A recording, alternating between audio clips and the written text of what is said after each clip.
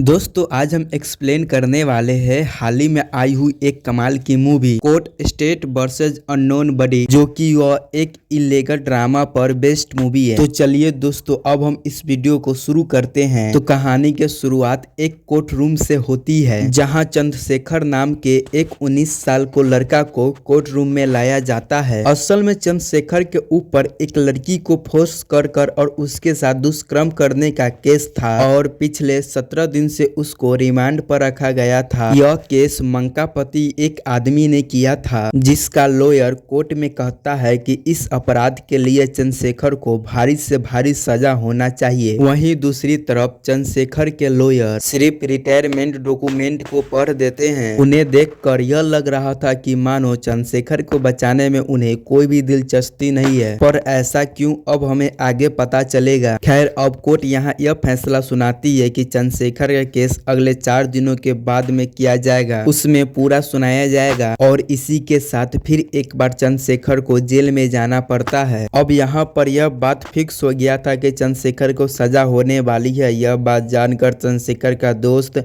बहुत ही ज्यादा घबरा जाता है, क्योंकि वो जानते थे कि उसका दोस्त निर्दोष है, इसीलिए उसको बचाने के कोई तरीका ढूंढने लग जाते हैं। तभी उसे पता चलता है कि मोहन नाम का एक लॉयर है जिसे ऐसा केस को सॉल्व करने में बहुत ही ज्यादा माहिर है, जिससे वो लोग उनसे मदद मांगने के सोचते हैं। फिर जब वो लोग उनको कॉल करते हैं तो उनका कॉल एक सूर्या उठाता है, जो कि आने के लिए कहता है। वैसे तो सूर्या मोहन राव के अंदर में अगले 3 साल से काम कर रहा था एक स्टूडेंट के रूप में, जो कि टैलेंटेड तो था, बाकी आज तक वह एक भी केस नहीं लड़ा था, इसीलिए मोहन राव के उस पर विश्वास नहीं था। फिर सूर्या मोहन राव के पास जाता है और एक केस मांगता है वो लड़ने के लिए। इस पर मोहन राय कहता है, अगर तुम मेरे कुछ सवालों के जवाब दोगे तो मैं तुम्हें वह केस दे दूंगा। पर यहाँ पर सूर्या एक भी सवाल का आंसर नहीं दे पाता है, जिससे पता चल जाता है कि सूर्या अभी लड़ने का उपाय में नहीं है। फिर वहाँ चंद्रशेखर के दोस्त आकर चंद्रशेखर के केस के बारे में सारा बात सूर्या को बताता है। असल में वह केस एक एक्सर से रिलेटेड था और यह केस तब फाइनल होता है जब एक इंसान 18 साल के उम्र से कोई कम इंसान को साथ कुछ करता है। खैर यहाँ के बाद जब कहानी पास्ट में जाता है तो हम चंद्रशेखर को देखते हैं, जो कि अपना लाइफ एंजॉय कर रहा होता है और पार्ट टाइम काम करके भी पैसा कमा रहा होता है। चंद्रशेखर के फैमिली में उसका माता पिता और एक छोटी बहन होती है। उसका पिता एक वॉचमैन के काम किया करता था, यानी उसका फैमिली एक मिडिल क्लास फैमिली थी। और चंद्रशेखर के पिता उसको पढ़ने के लिए हमेशा मोटिवेट किया करते थे। हालांकि चंद्रशेखर की कहना था कि जिंदगी पढ़ाई से नहीं बल्कि पैसे से चलता है, और इसीलिए चंद्रशेखर अपना पिता को बात पर ध्यान नहीं दिया करता था। खैर चंद्रशेखर के घर के पास में एक 17 साल की लड़की जवेली ग्रुप स्टडी करने के लिए आती है। फिर एक दिन जवेली की नजर चंद्रशेखर पर पड़ता है और जवेली चंद्रशेखर के साथ प्रैंक करने का सोच लेती है। फिर जवेली अपने फ्रेंड से चंद्रशेखर का नंबर लेकर उसको रात में कॉल करती है, पर उससे अच्छे से नहीं बल्कि काफी एटीट्यूड में उससे बात करती थी।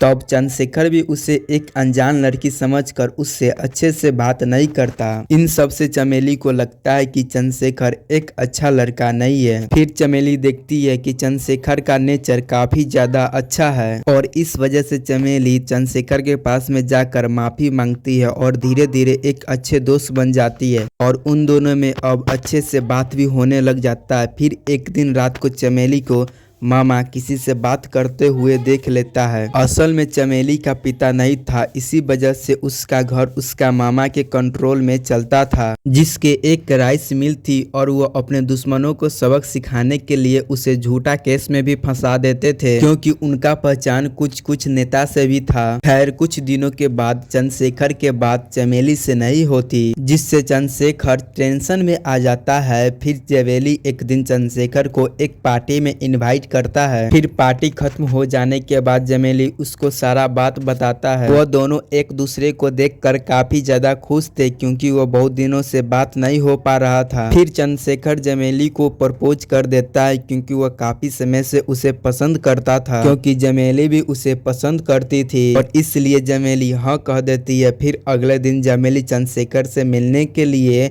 छुपके रोज आती थी। वह घर पे ग्रुप स्टडी के नाम पर चंद्रशेखर से मिलने के लिए आती थी। फिर ऐसे ही हंसी खुशी जिंदगी बीत रहा था। फिर चंद्रशेखर एक दिन चमेली को अपने माँ से मिलाने के लिए उसको घर पे ली आता है। फिर चंद्रशेखर के माँ चमेली को देखकर काफी ज्यादा खुश होती है, लेकिन चंद्रशेखर यह बात अपने पिता को नहीं बताया था। फिर अचानक चमेली एक दिन चंद्रशेखर के घर जाता है। फिर चंद्रशेखर के पिताजी उसी टाइम पे आ जाते हैं। हालांकि चंद्रशेखर चालाकी से चमेली को एक कमरे में छुपा देता है और थोड़ी ही देर में मंगापति पुलिस को लेकर चंद्रशेखर के घर आ जाता है। मंगापति चंद्रशेखर के पिता से गलत तरीका से बात करने लग जाता है और उसको कहना था कि मेरे भांजी को चंद्रशेखर अगवा करके लाया हुआ है। फिर मंगापति के जोर जोर से चिल्लाने के कारण चमेली घबरा जाती है और खुद ही बाहर आ जाती है। यहाँ चमेली मंगापति से इतना घबरा जाती है कि वह यहाँ पर कुछ भी नहीं बोल पाती है और मंगापति को बात को सच मान लिया जाता है कि चंद्रशेखर अगवा किया होगा।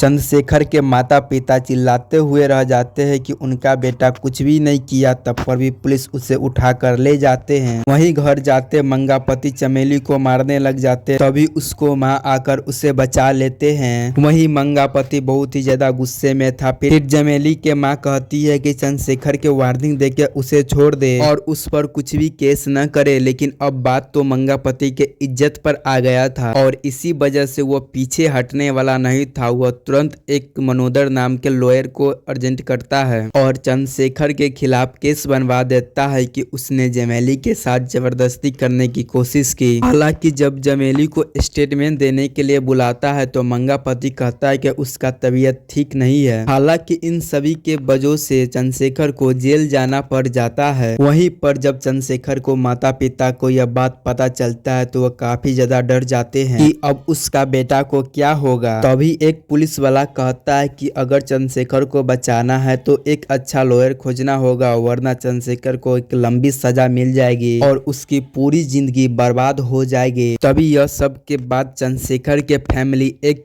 सिमरन नाम के लॉयर के पास जाता है और इस केस को लड़ने के लिए कहता है। तब वह वहां से चले जाता है तो मंगापति आकर श्री राम को भी खरीद लेता है। वह किसी भी तरीका से चंद्रशेखर को सजा दिलवाना चाहता था क्योंकि वो अपना घमंड में चूर था। फिर जब कोर्ट में हियरिंग होता है तो चमेली को वकील यह कह देता है कि वह अभी स्टेटमेंट देने के हालत में नहीं है। अब सिमरान भी बिक चुका था, इस वजह से वह ज्यादा कुछ नहीं कहता है। खैर यह अब वही सीन था जो कि हम लोग मूवी के शुरुआत में देखा था। यह सब हो जाने के बाद चंद्रशेखर को भी लगने लग गया था कि अब वह नहीं बच पाएगा।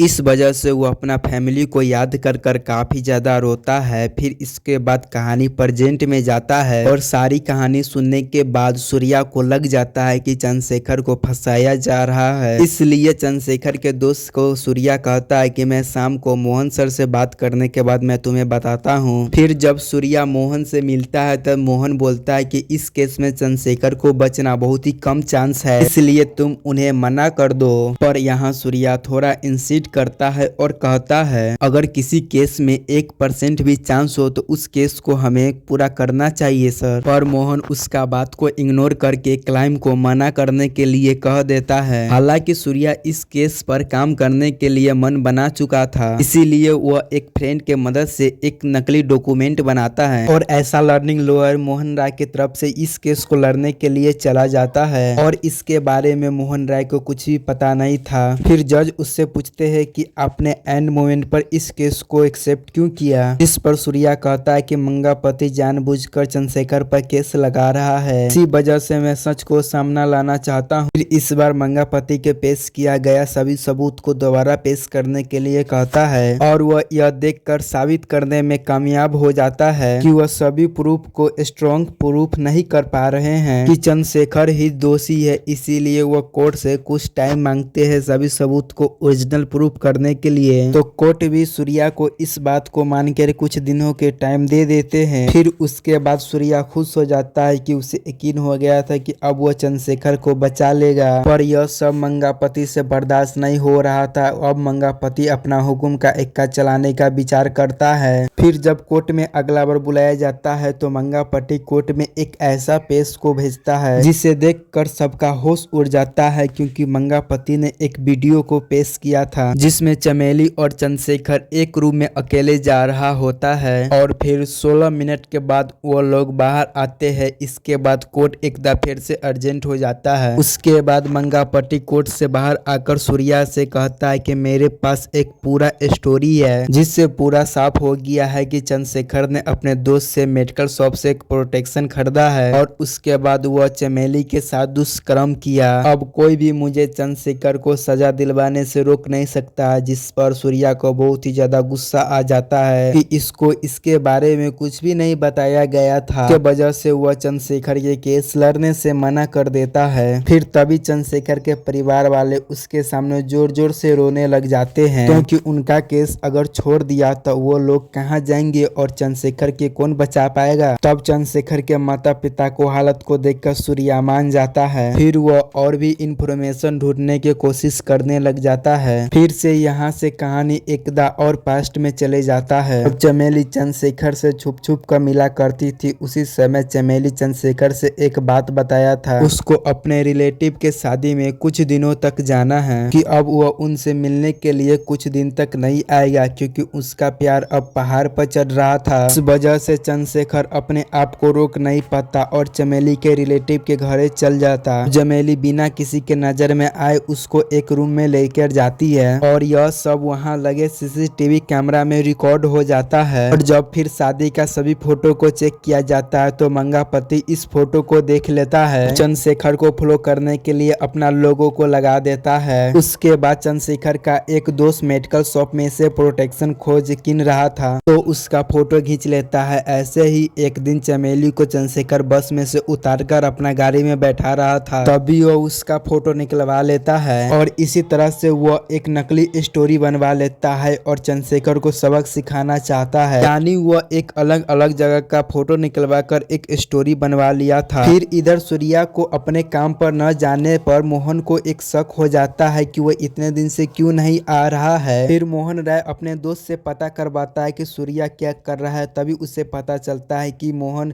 के नाम पर सूर्या एक केस लड़ रहा है, तो वह तुरंत उससे मिलने के लिए जाता है। फिर मोहन सूर्या को बोलता है तुम्हें जरा भी प्रोफेशनल नहीं है। सूर्या को यह भी कहता है कि तुम किसी भी काम को बिना किए हुए भी छोड़ देते हो और यह तुम्हारा आदत बन चुका है। अब यही वजह है कि मैं तुमको एक भी केस नहीं देता हूँ, पर अब तुमने यह केस को ले लिया है तो तुम अब अच्छे से लड़ना। यह सुनने के बाद सूर्या काफी ज्यादा मोटिवेट हो जाता है, क्योंकि अब उसको सर का भी सपोर्ट मिल रहा है। फिर वो अपना केस पर काफी ज्यादा मेहनत करने लग जाता है। फिर अगले दिन जब उसको एडिटिंग होता है तब सूर्या कहता है कि इस वीडियो को देखकर आप लोगों के कुछ गलत ही हुआ होगा, लेकिन यह सब ऐसा नहीं हुआ है। पर यह सारी बात उस घर में क्या हुआ होगा यह बात सिर्फ चंद्रशेखर और चमेली को ही पता होगा। इसलिए वह चमेली को स्टेटमेंट लेने के लिए उसे कोर्ट में लाने के लिए कहता है। फिर चमेली का डॉक्टर कहता है कि उसका अभी मेंटली ठीक नहीं है, उसे हम अभी कोर्ट में नहीं ला सकते हैं। और इन सभी के वजह से चंद्रशेखर का स्टेटमेंट रिकॉर्ड करवा ली जाती है। फिर इन सब इतना हो जाने के कारण मंगापति को लग गया था कि कभी आज न तो कल चमेली को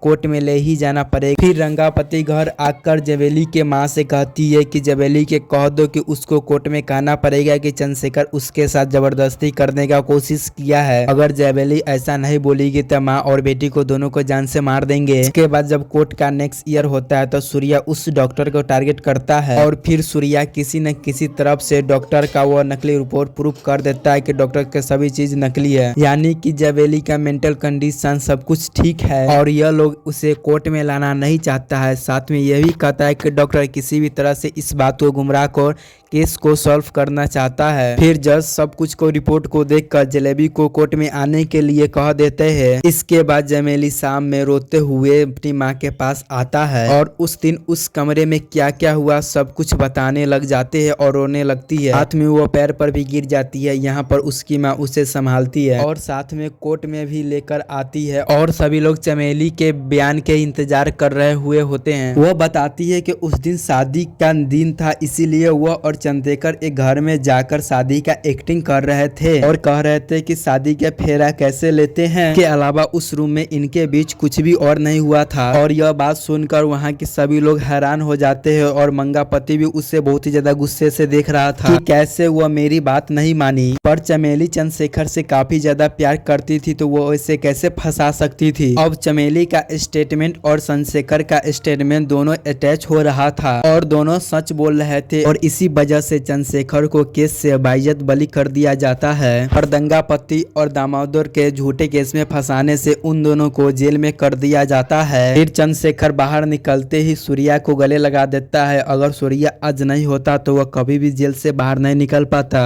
फिर सूर्या चंद्रशेखर को समझाया कि अब तुम्हें समझ आया कि पढ़ना लिखना लाइफ में कितना जरूरी होता है। अगर आज के वक्त में कोई भी व्यक्ति पढ़ा लिखा नहीं होता है तो उसे कोई भी बेवकूफ बना सकता है। और यही सभी बात चंद्रशेखर को अच्छा सबक मिला था क्योंकि उसे जिंदगी का एक महत्वपूर्ण ज्ञान मिल चुका है। इसके बाद चंद्रशेखर सभी नौकरी को छोड़ देता है और पढ़ाई पर ध्यान देने लग जाता है। फिर वहीं वो और चमेली दोनों साथ ही रहते हैं और वो दोनों अपने फ्यूचर के बारे में सोचने लग जाते हैं। और इसी के साथ यह मूवी यहाँ पर खत्म हो जाता है। दोस्तों आपको यह मूवी कैसा लगा है आप लोग कमेंट करके बता सकते हैं। अगर इस मूवी के थोड़ी सी रिव्यू के बात करें तो यह मूवी बहुत ही अच्छा है। यह आपको सिनेमा घर में बोरिंग फील नहीं होने देगा। अब आप लोग इसका बाद कौन सा मूवी का एक्सप्लेनेशन वीडियो चाहते हैं आप लोग कमेंट करके जरूर बता दीजिएगा। अगर आप इस चैनल पर नया है तो इस चैनल को जरूर सब्सक्राइब कर